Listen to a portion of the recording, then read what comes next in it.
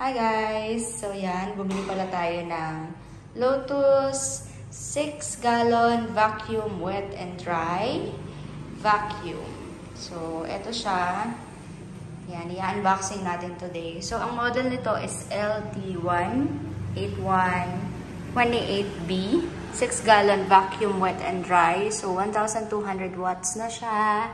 23 liters at 15 kPa. So yan, nakalagay naman dyan yung mga descriptions. Tapos dito, ayan, yung mga inclusions niya. Ito, high speed na siya. Nakalagay high power and low sound. Tapos ito yung inclusions niya. Meron tayong flexible hose, extension wand, floor nozzle, crevice nozzle, cartridge filter, at sulfur nozzle. Okay, may maingay sa labas. Store ko. So, yan. Bubuksan na natin, guys. So, okay, unboxing na natin siya. Tadaan! Okay, so, may gulong siya. Inclusion niya. Gulong, tapos yung gulong niya. Pati yung gulong. 4. Okay, so, ito yung yung number, ano to? Dito siya sa description. Wait, hanapin natin. So, ito yung Number 6. Number 3, yung floor nozzle. Ito yan. So, ito yung number 6.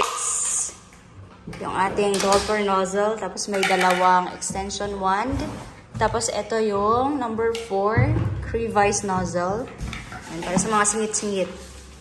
At ito na yung ating unit. Ayan. Tapos, meron siyang, syempre, manual. Okay? So, i-assemble na natin. Kabit muna natin yung gulong. Ay, meron pa. Yung ating flexible hose. Okay. Yan yung flexible hose natin. Okay, so i-assemble muna natin. Lagay muna natin yung gulong. Hose. Ay, so ba yung screw natin? Kabit ko lang yung gulong. Wala natin yung gulong. Few moments later. So, yun. So, yan. Dalawa. Makikita nyo. Ayan. Dalawa yung lagyanan ng flexible hose natin. So, try natin yung isa. Ito yung sa vacuum. Ito yung sa vacuum. So, try natin yung kabit. Ito yung... Okay. And then... Ito na yung machine niya talaga. Ayan yung machine. Ayan, mayroon siya. Ito yung wire. Cord.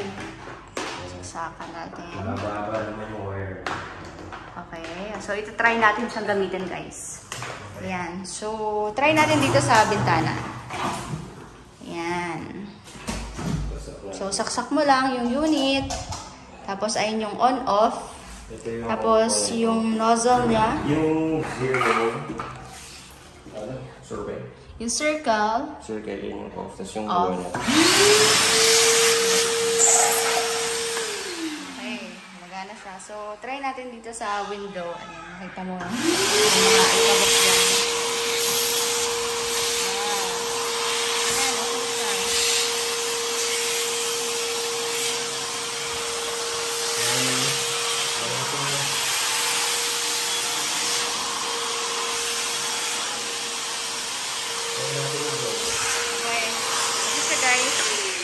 Yan, nahigop niya naman yung mga alikabok. So, try naman natin yung blower. O, sige. So, sa kabilang side naman yung blower. Hugutin mo lang ulit yung hose.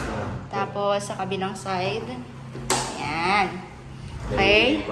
So, pag blower naman, syempre, pa-blow niya naman yung mga alikabok. O, dito tayo sa kabilang side. Ito. Yung mga alikabok niya.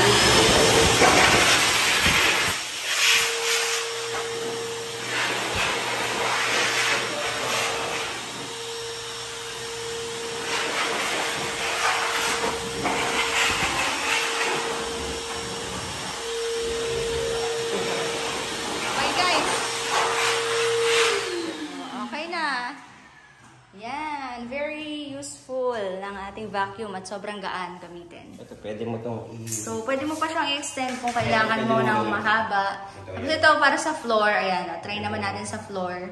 Floor lang yung... So, ito, may malikabok dito. Okay, so...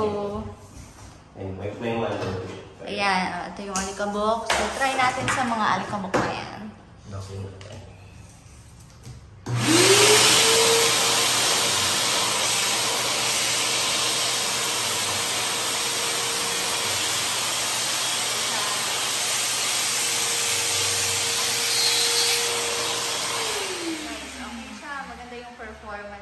Maganda yung higup niyan. Dahil ito sa papel, may papel. Tingnan natin yung papel. Higup.